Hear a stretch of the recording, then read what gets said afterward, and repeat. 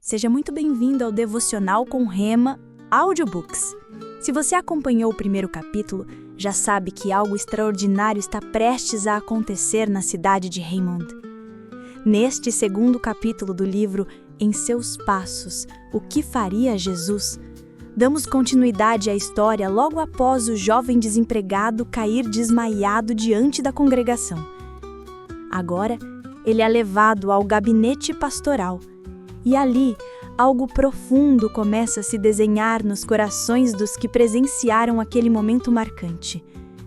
Este é um episódio de silêncio, reflexão e decisões espirituais que mudarão para sempre a trajetória dos personagens e talvez também a sua.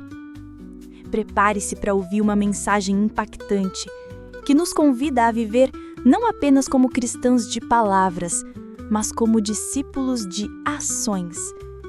Deixe o seu like, compartilhe com alguém e inscreva-se para não perder os próximos capítulos.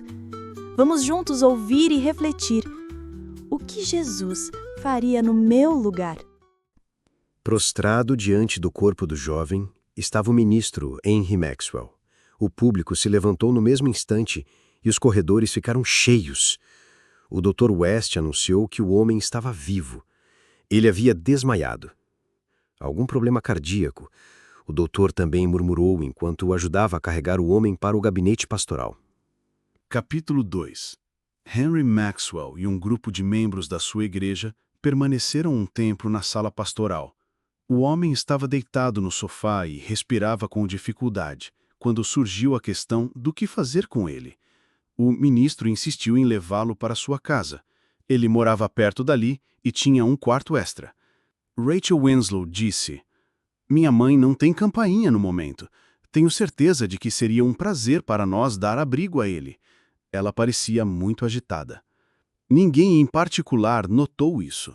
Todos estavam perturbados com o estranho evento, o mais estranho de que as pessoas da primeira igreja podiam se lembrar. Entretanto, o ministro insistiu em cuidar do rapaz. Quando o meio de transporte chegou, aquele homem, inconsciente mas ainda vivo, foi levado para sua casa. Com a chegada dele ao quarto de hóspedes do ministro, começou um novo capítulo na vida de Henry Maxwell. E ainda assim, ninguém, muito menos ele, sonhava com a grande mudança que isso traria para toda a sua definição posterior de discipulado cristão. Esse acontecimento provocou uma grande agitação na primeira igreja. As pessoas não falaram em outra coisa durante a semana. Dava a impressão de que o homem havia perambulado até a igreja em um estado de perturbação mental, causado por seus problemas, e que, durante o tempo todo em que ele falou, estava em um estranho estágio de delírio febril e, de fato, não tinha consciência de nada ao seu redor. Essa era a conclusão mais plausível para o comportamento do homem. Também era consenso que não havia nenhuma amargura ou queixa do que ele havia dito. Ele falara tudo em um tom calmo e contrito, quase como se fosse um membro da congregação procurando entender algum assunto muito complicado. No terceiro dia na casa do ministro, houve uma notável mudança em seu estado de saúde. O médico comentou sobre ela, mas não deu esperanças.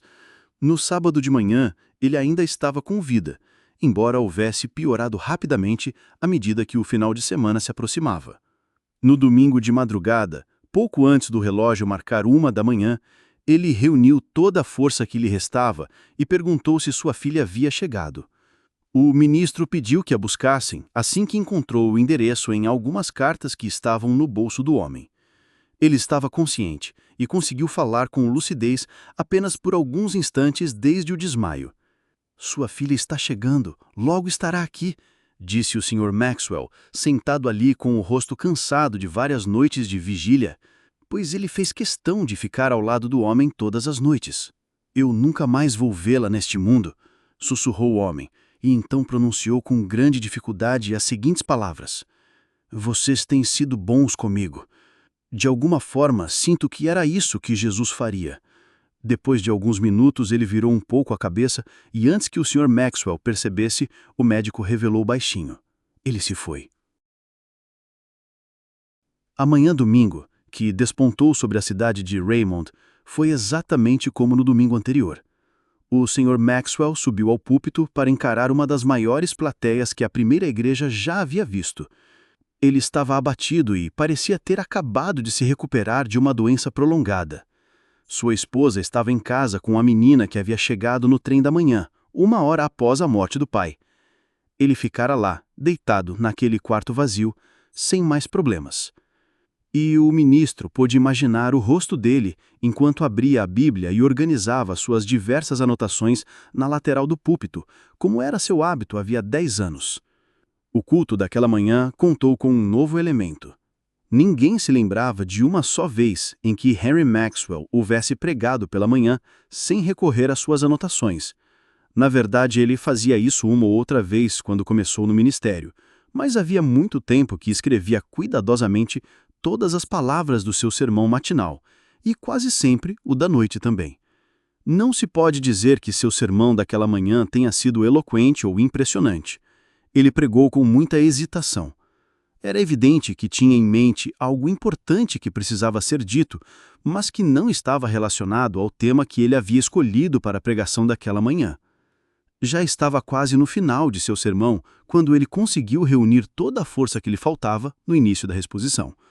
Ele fechou a Bíblia e, ao lado do púlpito, encarou sua congregação e começou a falar sobre a cena marcante ocorrida na semana passada. Nosso irmão, as palavras proferidas por seus lábios soaram um pouco estranhas, faleceu esta manhã. Ainda não tive tempo de conhecer toda a história dele. Ele tinha uma irmã que morava em Chicago. Eu escrevi para ela, mas não obtive resposta. A filhinha dele está conosco e permanecerá por um tempo. Ele parou e observou a congregação.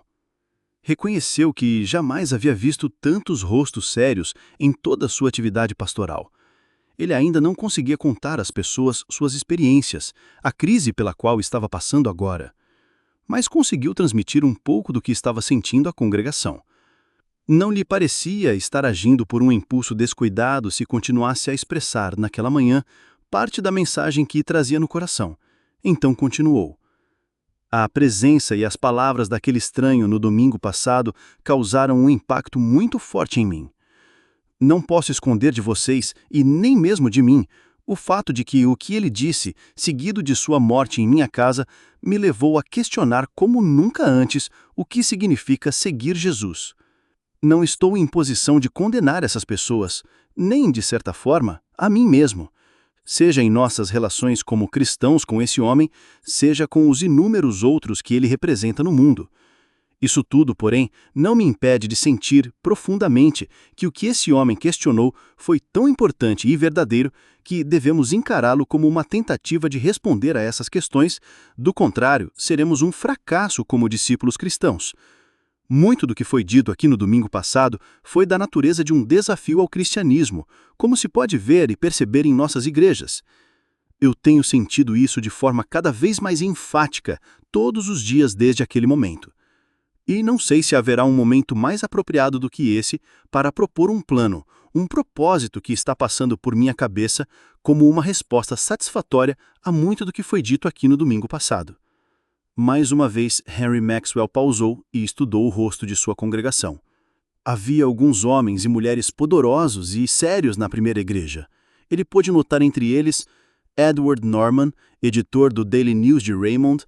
Fazia 10 anos que era membro da primeira igreja e não havia um homem mais honrado na comunidade. Alexander Powers, superintendente da oficina de Halo Vales em Raymond, um típico ferroviário que havia nascido para o ofício. Donald Marsh, diretor do Lincoln College, situado em um bairro de classe média de Raymond. Milton Wright, um dos grandes comerciantes de Raymond que empregava pelo menos 100 funcionários distribuídos em várias lojas. Dr. West, que, embora relativamente jovem, era considerado uma autoridade em casos cirúrgicos especiais. Jasper Chase, o jovem autor que havia escrito um livro de sucesso e, pelo que se dizia, estava trabalhando em um novo romance, e senhorita Virginia Page, que, com a morte recente de seu pai, havia herdado pelo menos $1 milhão e apresentava atrativos pessoais e intelectuais acima da média. E, não menos importante, Rachel Winslow, sentada no coro, relucejando um brilho de beleza inigualável naquela manhã, graças ao seu grande interesse pela situação como um todo. Diante de tantas pessoas influentes na primeira igreja, havia motivo para a satisfação que Henry Maxwell sentia toda vez que pensava em sua paróquia, como havia feito no domingo passado. Havia um número excepcionalmente grande de indivíduos poderosos que se diziam membros da igreja. Entretanto, ao observar o rosto dessas pessoas, nessa manhã em especial, ele ficou se perguntando quantas delas responderiam à estranha proposta que estava prestes a fazer. Ele continuou devagar, reservando tempo suficiente para escolher as palavras com cuidado e dando às pessoas a impressão que nunca tiveram antes, mesmo quando ele estava no auge de sua pregação mais comovente. O que vou propor agora é algo que não deveria parecer incomum ou impossível de ser feito. No entanto, eu sei muito bem que muitos dos membros dessa igreja vão achar que talvez seja isso. No entanto, para que possamos compreender plenamente o que estamos considerando, apresentarei minha proposta de forma clara e sem rodeios. Ele fez uma leve pausa e então disse: Gostaria que voluntários da primeira igreja assumissem um compromisso sério e honesto de não fazerem nada por 1 ano antes de perguntarem o que Jesus faria. E depois de fazer essa pergunta, que cada um siga Jesus exatamente como sabe que deve, seja qual for o resultado. É claro que eu me incluirei nesse grupo de voluntários. E teria certeza de que a minha igreja não ficará surpresa com a minha conduta daqui para frente, com base nesse modelo de ação. E não se oporá ao que for feito se eu achar que Cristo agiria assim. Ficou claro? Mais uma pausa e então concluiu. No final do culto, gostaria que todos os membros que estão dispostos a participar desse grupo permanecessem aqui para que possamos discutir os detalhes do plano. Nosso lema será: o que Jesus faria? Nosso objetivo será agir como ele agiria se estivesse em nosso lugar, sejam quais forem os resultados imediatos. Em outras palavras, a proposta é seguir os passos de Jesus de modo mais fiel e literal possível, conforme o que acreditamos que ele ensinou aos seus discípulos. E quem se voluntariar para isso deverá se comprometer a agir assim por 1 ano inteiro a partir de hoje. Henry Maxwell fez outra pausa e olhou para a congregação. Não é fácil descrever a sensação que uma proposta tão simples aparentemente causou. As pessoas olhavam umas para as outras, atônitas. Não era comum Henry Maxwell definir o discipulado cristão daquela maneira. Era óbvio que as pessoas estavam confusas com sua proposta. Apesar de ter sido muito bem compreendida, havia aparentemente uma grande diferença de opiniões quanto à aplicação dos ensinamentos de Jesus e seu exemplo. Ele encerrou o culto calmamente com uma breve oração e o organista começou o pós-lúdio logo após a bênção final. As pessoas começaram a sair. Havia muita conversa. Discussões animadas sobre a proposta do ministro eram ouvidas por toda a igreja. Era evidente que ele tinha suscitado um grande debate.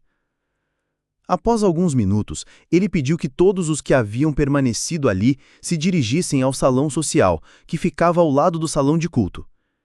Ele mesmo havia ficado conversando com várias pessoas na entrada da igreja. Quando finalmente se virou, o santuário estava vazio.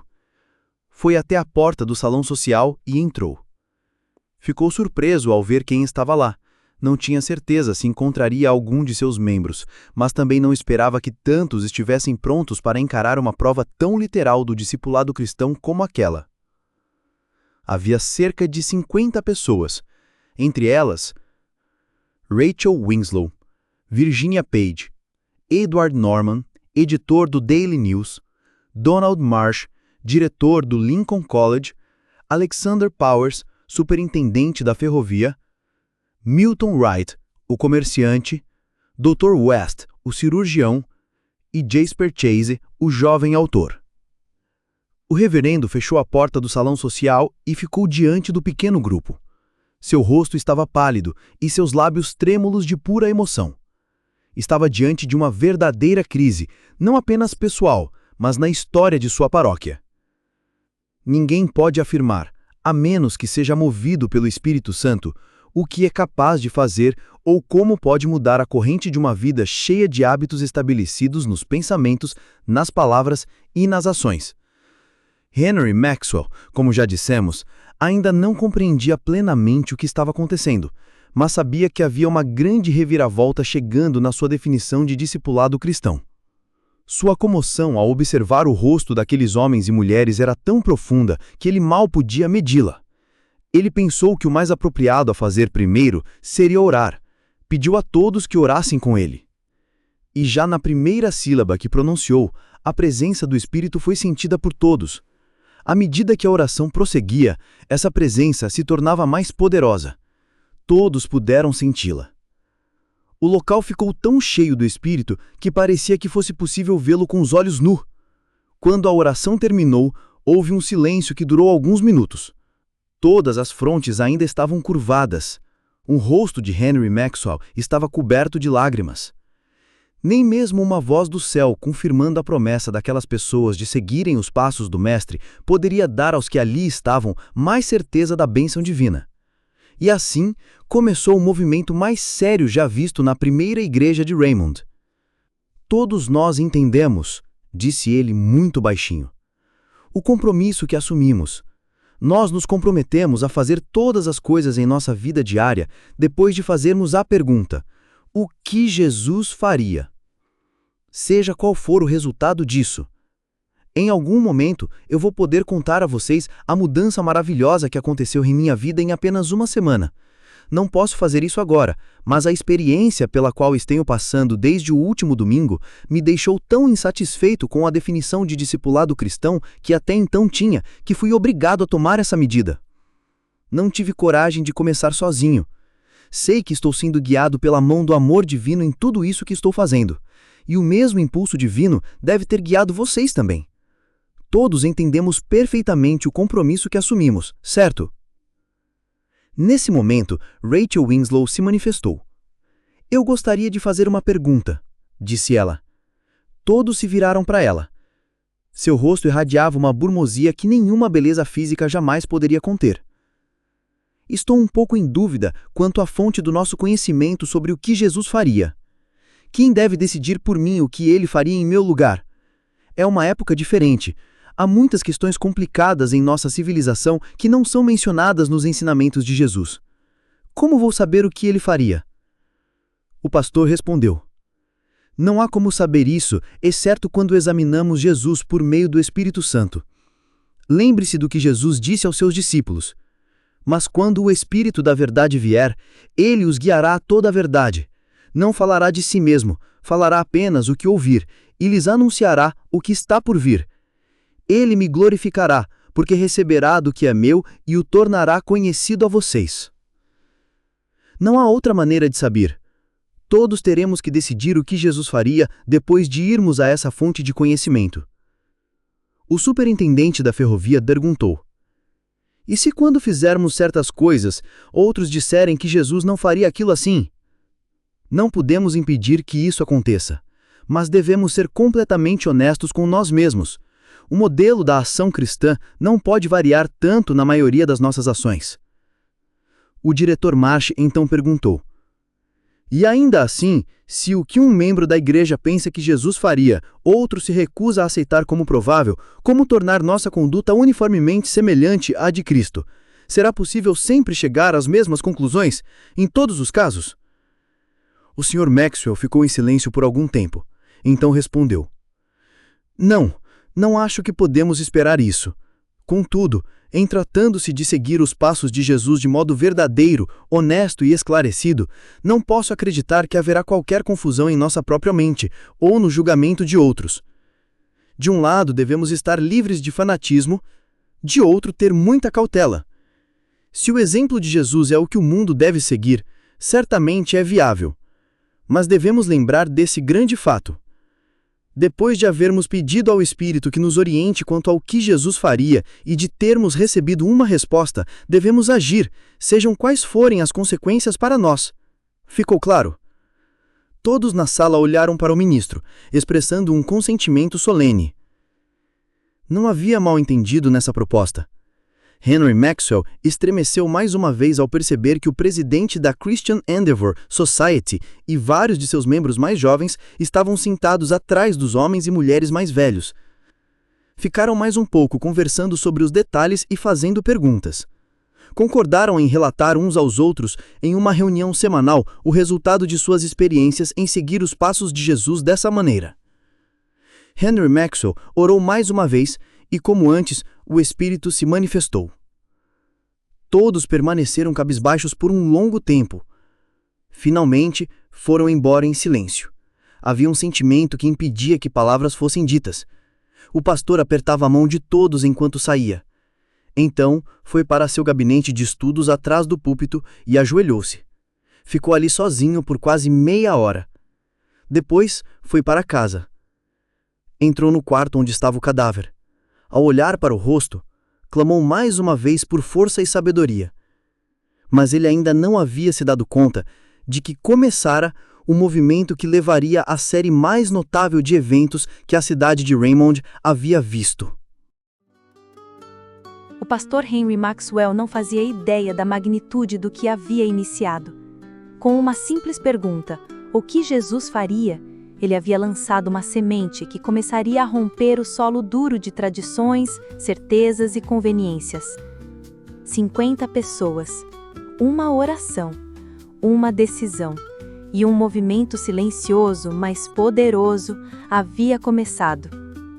Mas quais serão os próximos passos desse grupo? Estarão mesmo preparados para viver as consequências de seguir Jesus de forma literal? E você?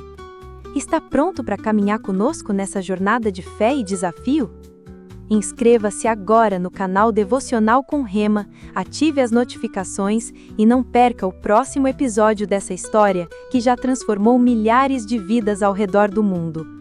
Porque quando perguntamos, sinceramente, o que Jesus faria, o mundo nunca mais é o mesmo.